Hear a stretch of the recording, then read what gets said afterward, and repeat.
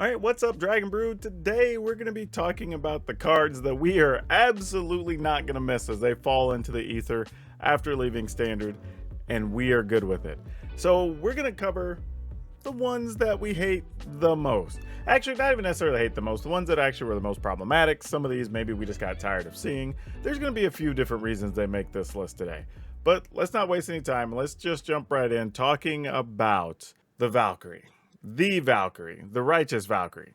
And the reason I want to bring this one up is because it just felt like every deck it went into, it was such an annoying card. Like when you're talking about having to like overcome sometimes your opponent gaining an extra like 30 life or 40 life during the game, and then the bonus ability of being able to like pump everything by 2. Now, we'll say this. It sucks if you are a fan of the Angel decks, right? Because you're losing what's effectively outside, I guess, of Giada, like your best creature. And that sucks. So it's going to be really hard to play those decks going forward without this card. But honestly, this enabled a lot of other strategies. Where you're talking about like the Cleric's deck, the various life gain things. Like this card was very good. And it only costs 3 mana. That's the other thing. It was a 2/4 flyer that gains you life every time an Angel or a Cleric came into play. And it only costs 3. I don't know why, but the card was damn good. And I'm not going to miss seeing it. Not really. Like, I played with it a lot, to be honest. I'm guilty. But even then, I think we got enough use out of it. It's time to go. It can hit the bricks. Next up on my honorable mention list is Go Blank. And I think I have a problem with Go Blank because it feels like you get way too much for 3 mana, right? Like, your opponent discards 2 cards and you remove the graveyard, right? Like, that's a lot. And my biggest problem is I don't enjoy cards that completely negate 2 or 3 different types of strategies, right? And here you're talking about reanimator stuff and self-mill stuff. Like those strategies just go out the door when things like Go Blank are good to play. And there was times in the metagame where you could like thread the needle and you didn't hardly see any Go Blanks and stuff. But anytime they pop back up, or that in combination with like the Black Werewolf and some other things, like it just got too hard to do what you're trying to do. So that was super disappointing. And I'm kind of glad we're moving on from this card. Now, I will admit, I enjoyed playing this card against control decks a few times, so I'm not going to be too upset in that regard. But I would like to see what some of the standard decks can do, especially with some of the cards we've seen in Dominaria, if there's only limited graveyard removal or targeted card removal. And I think it's kind of good that this is not going to exist while Dominaria United is around. Okay, and rounding out my honorable mentions is Expressive Iteration. And this card is more of just like tired of seeing it, And here's the thing, like if y'all don't know, this ended up, I think at one point was like a $6 or an $8 card. It might still be, and it's played in hell every format. Like the card is super good, and I don't blame anybody. The efficiency out of it is great. It gives you tons of choices on not just the card you get to play of your top 3 this turn, you get to set up one for next turn, right? Like it's super good. It's just like if you were playing red, blue, you had like, even anytime I tried to build decks and had those in there, I had to like fight to not put it in the list. And maybe that's like a quirky thing because I'm building so many deck lists all the time. But truthfully, the card is super good, super fantastic, but we've seen enough of it. It can go. Like, it had its time. We got plenty of use out of it. I'd also love to see some of those decks just be built differently, because I think you do reach a point where that card almost became just a hardcore staple. And it's like, hey, can we build these with other things and give other cards a chance to breathe? So while Expressive Iteration is an amazing Magic card, and like I said, good enough to be played in every format. Okay, now, actual cards that made our for real we hate you list. I don't know what we call this. The hate list? Maybe that's what it is. I need to go to the haters ball. If any of y'all didn't know about Dave Chappelle's old stuff, like the Chappelle Show, like you get it. But anyway, this card, I think there's going to be very few people that are going to argue with me unless you're just a super fan of the card. But Vanishing Verse. Like, this card is so good. Like, okay, I've talked about it before on streams and maybe in one of the review videos, but we just had so many things in Standard that exile. They don't even just destroy. And the problem with that is you have so many cards that become useless, right? Because they don't trigger when they go to the graveyard. They don't get to live in the graveyard for you to get them back out. Like, we got to cut some of those out. Like, it's cool. I get why we need some things that exile for sure, because you need to have some answers. But when decks were being built where all the removal was exile, it's like, Bruh. come on, right? Like, you're just taking certain strategies out of play, and I'm never a fan of that. And I want to see more cards do more things. And we can have removal, but putting your removal also as the thing that keep you from going to the graveyard. And not only that, it can stop other cards, because some cards activate or trigger whenever other cards die or go to the graveyard, and this isn't even letting that happen. So yeah, not upset at this card. And again, this is one that anytime I was playing white-black, it's like, well, I kind of have to play at least 3, if not 4 Vanishing Verse, because the card's pretty stupid, right? I kind of hated getting to that. Like, I'm okay when the card is that good, and it's like, you know, if I'm playing Old Growth Troll or whatever, right? Like, okay, I get why I'm playing it, but it's not an end-all, be-all, like, clear answer to a bunch of things your opponent's gonna do, right? But anyway, cards almost too good. Not like, and that's the thing about this, right? Maybe it was like just on the cusp of being too good. It was really good without being busted, I guess. But yeah, I am not sad at all to see Vanishing Verse go away. Now, anybody who's watching my channel is going to be really surprised that I'm putting this one on the list. And it's almost, I don't blame you if you're going to be shocked by this when I tell you. But Luminarch Aspirant. And yes, I had Aspirant in probably, in its lifetime of Standard, I probably built, I don't know if I'd be exaggerating and say 100 decks that had Luminarch Aspirant in them. But the card was bonkers, y'all. Like, for 2 mana, minimum, it's basically a 2 mana 2/2, and then it gets to put a +1/+1 on something every turn, right? But it could pump anything you needed to get past your opponent's creatures. Like, if you got them in duplicate, then you're just like, okay, cool, I'll just make a bigger creature and attack. And then you're just trading 2 for 1 regularly. Like, it was so good. And if the board stalled out, it was only stalled for like 2 or 3 turns, and then now you have the bigger creature, right? You made a flyer big enough to finish a game. Like, this card did so much. And it was only 1 white in the cost. It was 1 white and a colorless. Why was this not at least 2 white mana?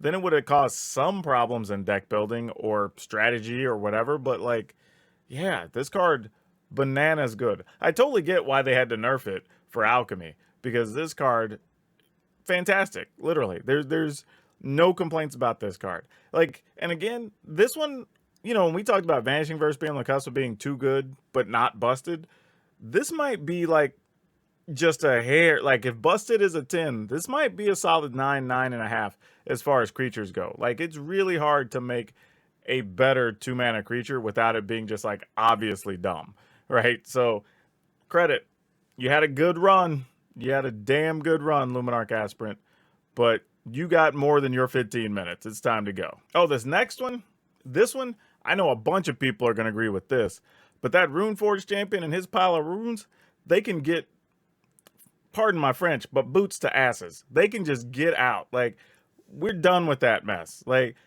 now, okay, let me say this. When this card came out, we looked at it and we're like, runes, we ain't got nothing to put on there. Like, we were expecting there was going to be something cool with runes, and we got, like, just these runes, and we got, like, what, the crown or whatever, and it didn't really matter. And we're like, oh, all right, runes exist. I guess they suck or whatever. But then Jukai Naturalist comes out, and now I can play that alongside the Runeforge Champion, and not only do I get to play them, I get to play them for free, and I might get to play a ton in a turn because I get to draw cards, right? So the number of, like, come from behind, like, weird games you had with runes or whatever were so good. And not only that, they were commons and uncommons, right? So, like, they were super cheap to build, and honestly, don't get me wrong, I like the fact that there's some budget options that can be competitive, and I hope there's still one moving forward. I think in my head I have an idea there is one, but we'll talk about that on another day. But that's the only thing I will give this, is it made a budget version of a competitive deck for more people to be able to play it. But outside of that, like, I got nothing. Like, it wasn't fun to play with these. It wasn't fun to play against this. And honestly, I don't even think that was the intended use of the cards initially. It's just they were in a world where they wanted Jukai Naturals to exist, and they did a cool thing together. But all in all, this is another one that, while that 15 minutes came in a very short window of time, boy, did that deck really utilize its 15 minutes. Like, this, honestly, it got an even better run because we didn't really have a standard set come out during the summer. We just had that Alchemy Baldur's Gate thing. So this got extended time. Like, it got to outlive its 15 minutes. So yeah, Here's another one I know people are gonna really, really like seeing gone. Best, cheapest removal we probably had in a long time for a creature deck, but Blizzard Brawl. Now, Blizzard Brawl is technically a combination of the Blizzard Brawl plus Snowlands, so, you know, that is what it is, but really, it's about Blizzard Brawl. This card allowed so many ridiculous things to happen during combat, right? Like, you were able to kill something, and then not only that, half the time it was on like a trampler, so now you're getting to attack and get the extra trample thing, or sometimes make a creature big enough so like you're getting to trigger your werewolf and get to draw a card, and you already killed the thing, and now your opponent has to decide if they want to just chump block or not, right? It was so good. And randomly, on top of all that, it just gave you that extra +1 for no damn good reason. Like, I don't even know why now that I'm thinking about it. Like, just getting to fight a thing and have indestructible would already be really good. But it's like, nah, have an extra +1 just because. Yeah, the card, bonkers good. Now, I will say, it got a little less annoying recently because you're like mono green. It sort of fell off somewhat. Not totally. It was still viable and you still saw it on the ladder. But it wasn't what it once was. Not even like 6 months ago. So that helps us not hate it so much. But if you battled through that deck for like anywhere in that 6 to 9 month range when it was super hot, man, this card was annoying. So yeah, it can totally go. And this one, I guess it was only fitting that a Planeswalker would also make the list. But yeah, Lolth, not going to miss you. Like, this card just led to so much. Like, you got to draw a card every turn, or like your creatures die and you just keep making more creatures and you block and they replenish it, and then you just like, and not only that, you got to make 2 creatures, like, and the creatures had menace. You know how many times I won and or lost because your opponent's like, well, I'll make these 2 spiders and then we'll just see if you can just kill them next turn. Like, that's like it. And the card, I felt like only a handful of times did it actually have interesting decisions, right? Because it was like, okay, do I need blockers or not? Do I know if I'm going to sweep the board or not? Then I'll make tokens. If not, I'll just go ahead and draw a card or whatever. They just never really felt like there was a lot of quality interplay there. And that wasn't something I was happy about. But the card was too good to not play a lot of the time. Like, the card was very, very good. Like, again, I don't think too good, but damn good. And honestly, it's probably the most powerful card or most used card, I guess, at Rare or Mythic out of that set. I'm thinking about it because AFR didn't offer, like, don't get me wrong, AFR had a bunch of quality commons and uncommons, and I think we have another one on this list, but definitely the rares and mythics, I think there were some others, but this one's one that just fit so many different deck types, and it was a key character. Cool that Lolth got turned into a Planeswalker, so lots of neat stuff like that. But yeah, I'm not gonna be too bothered knowing my opponent's not gonna be able to draw Lolth anymore. Oh, speaking of AFR cards, Deadly Dispute. This one just annoying AF. Really. I mean, I ain't got much else here. Like, the fact that it let us sacrifice creatures or treasure, and then it just replaced the treasure when you sacrifice. Like, why?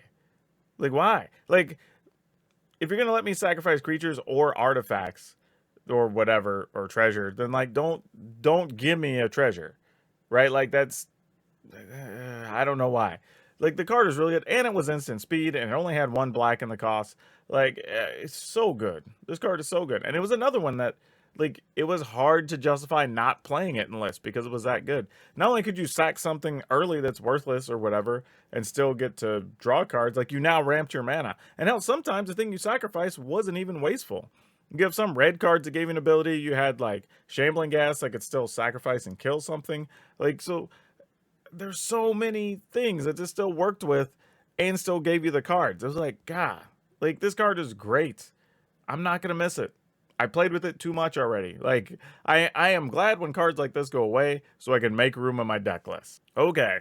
This next one, we've got a love-hate relationship. At least I do. There are times I really was hoping to draw this card. This card won many games for me. Fit into some weird deck lists that surprised me. I also hated it seeing it across the table. Set your best laid plans and then just lose to the damn thing. But what I'm talking about is Goldspan Dragon. And I'm sure a bunch of y'all right then, I could hear it. Just as I said Goldspan Dragon. Like some of y'all were just testifying. Preach. Like I could hear it. Like I'm not even in the room with you. Like some of y'all probably were just exasperated hearing the words. But yeah, like Goldspan Dragon. I like this is one of the all-time best dragons.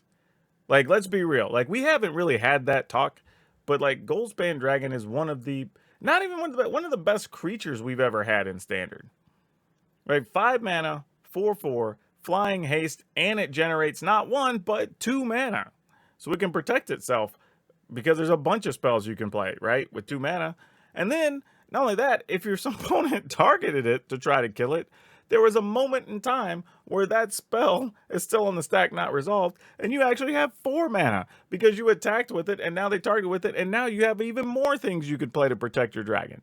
Like, the most absurd thing. And then, yeah, just so many things. So many things. You could even target the dragon again to protect it and generate more treasure. Like, this card is so good. So good. There's yeah, like Goldspan Dragon, wonderfully powerful card.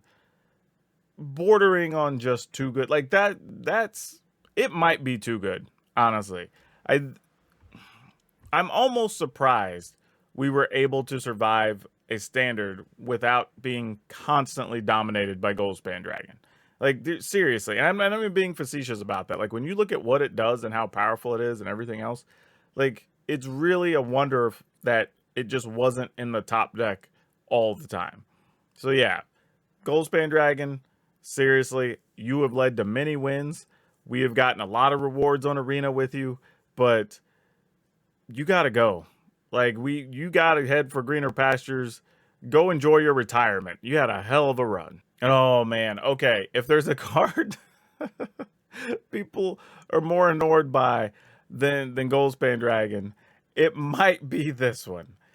And I have played this one a whole hell of a lot too, and I'm also not gonna be sad to see this go.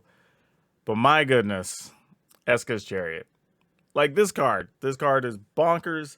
4 mana, make 2 creatures, can copy all types of tokens, and it survives sweepers. So the next 4 power you find just charges it back up. Like, and not only that, it comboed well with like Greasefang. Just this card is so good, so good. Like it solves so many problems for so many decks. And not only that, the decks that didn't have like a super quality 4 mana spell, you're just like, well, F it, I guess I'll play Chariot because why not, right? Like it's easy to cast and it gets me 2 bodies and it might be even better than what I was going to play anyway. Yeah, go for it, right? Esika's Chariot was a pretty ridiculously good card too. I think, and again, I'm sure some of y'all were just as exasperated by that card as you were the dragon, but it's one of those ones I think will be missed on some level because it was nice having something like that versus those mid-rangey control decks, right? That you had this thing you can go to, activate it, and maybe get extra value out of it. Now, don't get me wrong, there's still other vehicles and opportunity there. And maybe, truthfully, there's some things that are better for the current meta or upcoming meta, but we've just ignored it because, well, Esika's Chariot's always existed. And we haven't had to do the work and the research to figure out if the other stuff was better. So it at least opens up the door for us to try a few new things. But yeah, I'm a big fan of cats. I own some of my own.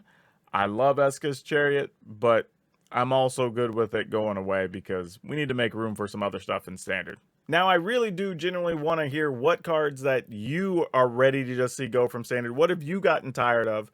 Did you agree with the cards on my list? Because I thought this was a pretty solid list. Of all the lists I've made of these videos, I thought this one was one of the better ones. But y'all let me know. And if you're interested in cards that are actually going to be staying around, that have gotten more powerful because Dominaria United rotation's happening, check out this video. You might be impressed and find some tools you can use.